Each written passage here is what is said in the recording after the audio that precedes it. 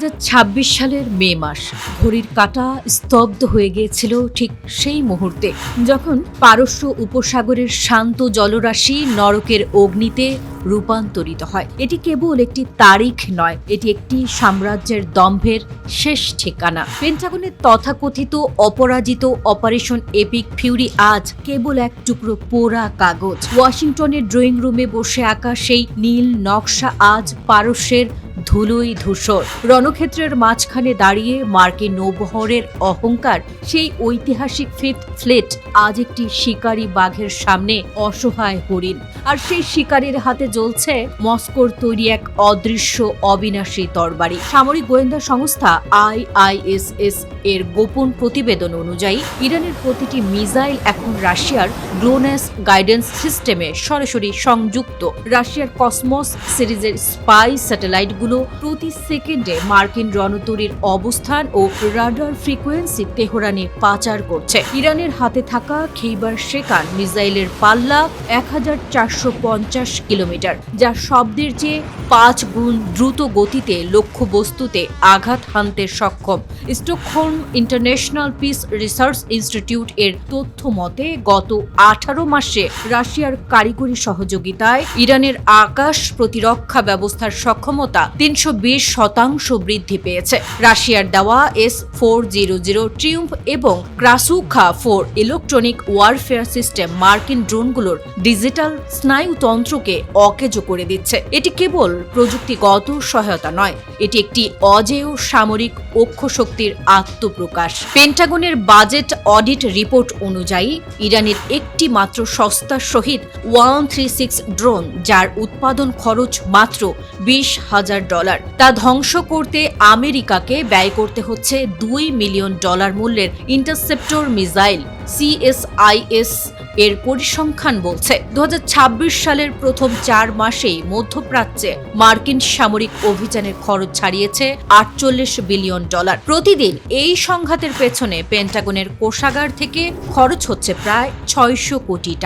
অন্যদিকে Hormuz প্রণালীতে Iran কর্তৃক আরোপিত টোল থেকে অর্জিত আয় তেহরানের জিডিপি প্রবৃদ্ধিকে 3.5% ধরে রেখেছে। ওয়াশিংটন যখন ঋণের পাহাড়ে পিষ্ট, তেহরান তখন টোলের টাকায় তার সামরিক ভান্ডার সমৃদ্ধ করছে। ভূ রাজনীতির ইতিহাসে সবচেয়ে বড় জুয়াটি খেলেছে ইরান হরমুজ প্রণালীতে। প্রতিদিন বিশ্ব বাজারের 20% জ্বালানি তেল সরবরাহ হয় যে পথ দিয়ে, সেখানে ইরান এখন একছত্র অধিপতি। গ্লোবাল ফায়ার পাওয়ার এর তথ্য মতে ইরানের ক্ষুদ্র নৌবহর এখন পৃথিবীর সবচেয়ে বড় অপ্রতিসম নৌবাহিনী। রাশিয়ার দেওয়া GPS স্পুফিং প্রযুক্তি ব্যবহার করে ইরান এই জলপথে মার্কিন রাডারকে অন্ধ করে দিয়েছে। ফলে পেন্টাগন কোনোভাবে এই পথে নৌ চলাচল স্বাভাবিক করতে পারছে না। প্রতিটি ব্যারেল তেলের ওপর আরোপিত অদৃশ্য কর এখন ইরানের অর্থনীতির প্রাণভোমরা, যা মস্কো এবং বেইজিং এর পূর্ণ সমর্থনে পরিচালিত হচ্ছে। 2025 সালের সেই ঐতিহাসিক কৌশলগত চুক্তি আজ তেহরানকে এক অজেয় দুর্গে পরিণত করেছে। রাশিয়ার ইন্টেলিজেন্স, চীনের অর্থনৈতিক সমর্থন আর ইরানের রণকৌশল, এই ত্রয়ীর মিলন স্থলে আজ পশ্চিমের সামরিক দম্ভ চূর্ণ বিচূর্ণ। এটি কেবল একটি আঞ্চলিক সংঘাত নয়, বরং এটি আমেরিকান সেঞ্চুরির কফিনে শেষ প্যারেক।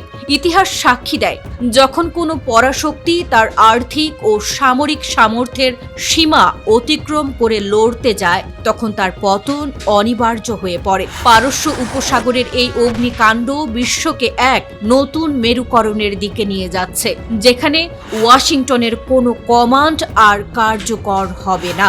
অন্ধকার ঘনিয়ে আসছে সেই সাম্রাজ্যের ওপর, যারা একসময় পৃথিবীকে নিজের সম্পত্তি মনে করত।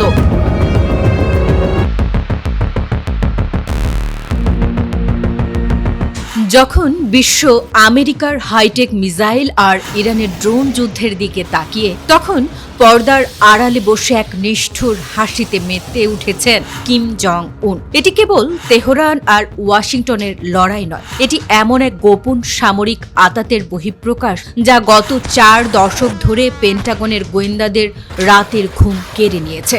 যখনই কোনো ইরানি মিসাইল মার্কিন ঘাটের রাডার ফাঁকি দিয়ে আঘাত হানছে, তখনই পেন্টাগনের ল্যাবরেটরিতে প্রমাণিত হচ্ছে এক ভয়ঙ্কর সত্য। সেই মিসাইলের ডিএনএতে মিশে আছে উত্তর কোরিয়ার জেনেটিক কোড। এটি কেবল মিত্রতা নয়, এটি বিশ্বের দুই নিষিদ্ধ শক্তির এক অশুভ এবং অপ্রতিরোধ্য নীল নকশা। সামরিক গোয়েন্দা সংস্থা IISS এর বিশ্লেষণে উঠে এসেছে এক ঐতিহাসিক সত্য। ইরানের দূরপাল্লার মিসাইল শক্তির মেরুদণ্ড আসলে উত্তর কোরিয়ার নর্ডং সিরিজের মিসাইল। ইরানের বিখ্যাত শাবাব 3 মিসাইলটি মূলত উত্তর কোরিয়ার নদং 1 এর একটি নিখুঁত কার্বন কোপে, যার পাল্লা 1300 কিলোমিটার এবং এটি প্রায় 1200 কেজি ওজনের ওয়ারহেড বহন করতে সক্ষম। স্টকহোম ইন্টারন্যাশনাল পিস এর ডেটা অনুযায়ী উত্তর কোরিয়া গত এক দশকে ইরানকে কয়েক হাজার টন মিসাইল পার্টস এবং স্পেশাল অ্যালয় মেটাল সরবরাহ করেছে। 2026 সালের এই উত্তপ্ত যুদ্ধে কিম জং উন সরাসরি কার্গো বিমানের মাধ্যমে তেহরানকে এমন সব সেন্সর সরবরাহ করছেন যা মার্কিন প্যাট্রিয়ট প্রতিরক্ষা ব্যবস্থাকে অনায়াসেই বিভ্রান্ত করতে সক্ষম। এটি কেবল হার্ডওয়্যারের যোগান নয়, এটি পিয়ং ইয়ং এর পক্ষ থেকে তেহরানের হাতে তুলে দেওয়া এক মারণাস্ত্রের চাবিকাঠি। আমেরিকা যখন ইরানের ওপর বাংকার বাস্টার বোমা হামলার হুমকি দেয়, তেহরান তখন মুচকি হাসে, কারণ তারা জানে তাদের মাথার ওপর রয়েছে শত শত ফুট পুরো নিরেট পাহাড়। পেন্টাগনের ডিফেন্স ইন্টেলিজেন্স এজেন্সি এর তথ্য মতে ইরানের এই ভূগর্ভস্থ মিসাইল সিটি বা টানেল প্রযুক্তির প্রধান স্থপতি হল উত্তর কোরিয়া। দশকের পর দশক ধরে পিয়ং ইয়ং মাটির নিচে সামরিক স্থাপনা নির্মাণে বিশ্বের শ্রেষ্ঠত্ব অর্জন করেছে। কিম জং উনের সেরা ইঞ্জিনিয়াররা ছদ্মনামে ইরানে গিয়ে পাহাড়ের নিচে এমন সব জটিল ল্যাবিরিন্থ বা গোলক ধাতা তৈরি করেছে যা পারমাণবিক হামলাতেও অটুট থাকবে। এই গোপন সুড়ঙ্গগুলোই আজ ইরানের ড্রোন ও মিসাইলগুলোকে মার্কিন স্যাটেলাইটের চোখের আড়ালে রাখছে। পিয়ং ইয়ং এর এই প্রযুক্তিগত বর্মই আজ ইরানকে যুদ্ধের ময়দানে অজেয় করে তুলেছে। এই গোপন জোটের সবচেয়ে বিপজ্জনক অধ্যায়টি হল পারমাণবিক সহযোগিতা। পশ্চিমা গোয়েন্দা সংস্থাগুলোর দাবি, উত্তর কোরিয়া তাদের 6টি সফল পারমাণবিক পরীক্ষার সমস্ত ডেটা এবং ক্যালকুলেশন ইরানের সাথে ভাগ করে নিয়েছে। গ্লোবাল ফায়ার পাওয়ার এর সামরিক বিশ্লেষকরা আশঙ্কা করছেন, ইরান এখন আর কেবল পারমাণবিক বোমা তৈরির দ্বারপ্রান্তে নয়, বরং উত্তর কোরিয়ার ব্লুপ্রিন্ট ব্যবহার করে তারা ইতিমধ্যে মিনিয়েচারাইজড বা ক্ষুদ্রাকৃতির নিউক্লিয়ার ওয়ারহেড তৈরির প্রযুক্তি অর্জন করেছে। 2012 সালের বৈজ্ঞানিক ও প্রযুক্তিগত সহযোগিতা চুক্তির অধীনে 2026 সালেও পিয়ং ইয়ং এর একদল অভিজ্ঞ বিজ্ঞানী তেহরানের ল্যাবরেটরিতে কাজ করে যাচ্ছেন। এটি কেবল সময়ের অপেক্ষা। যে কোনো সময় মধ্যপ্রাচ্যের আকাশে উদিত হতে পারে এক নতুন পারমাণবিক সূর্য। কিম জং উন কেন ইরানকে এই জীবন মরণ যুদ্ধে সাহায্য করছেন? উত্তরটি অত্যন্ত পরিষ্কার। কূটনৈতিক নীল নকশার মাধ্যমে মার্কিন মনোযোগকে বিভক্ত করা। আমেরিকা যখন মধ্যপ্রাচ্যের বালুচরে ইরানের পেছনে বিলিয়ন বিলিয়ন ডলার এবং সামরিক শক্তি অপচয় করবে, কিম তখন প্রশান্ত মহাসাগরীয় অঞ্চলে নিজের আধিপত্য বিস্তারের সুযোগ পাবেন। এটি একটি আন্তর্জাতিক শক্তির ভারসাম্য পরিবর্তন করার খেলা। 2026 সালের এই সন্ধিক্ষণে দাঁড়িয়ে পিয়ং ইয়ং এর প্রযুক্তি আর তেহরানের ইস্পাত দৃঢ় সংকল্প মিলে আমেরিকাকে এক দীর্ঘস্থায়ী এবং ব্যয়বহুল যুদ্ধের ফাঁদে আটকে ফেলেছে। উত্তর কোরিয়া আর ইরানের এই অঘোষিত মহাজোট কেবল মার্কিন আধিপত্যের বিরুদ্ধেই নয়, এটি পুরো বিশ্বের প্রচলিত শক্তির বিন্যাসকে চ্যালেঞ্জ করছে। পিয়ং ইয়ং এর মিসাইল যখন তেহরানের হাত ধরে লক্ষ্যভেদী হচ্ছে, তখন পেন্টাগনের দম্ভ চূর্ণ হতে বাধ্য। এই যুদ্ধের শেষ কোথায়? কিম জং উনের এই প্রযুক্তিগত যোগান কি শেষ পর্যন্ত আমেরিকাকে মধ্যপ্রাচ্য ছাড়তে বাধ্য করবে, নাকি আমরা এক বৈশ্বিক বিপর্যয়ের দ্বারপ্রান্তে দাঁড়িয়ে? উত্তর হয়তো খুব শীঘ্রই দেবে রণক্ষেত্রের পরবর্তী কোনো বিস্ফোরণ।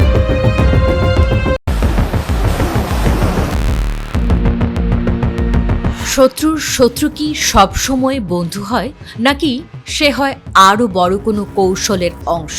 2026 সালের মে মাস, যখন মার্কিন টমাহক মিসাইলগুলো তেহরানের আকাশ কাঁপিয়ে দিচ্ছে, তখন হোয়াইট হাউসের গোয়েন্দারা একটি শব্দ শুনে স্তব্ধ হয়ে গেছে।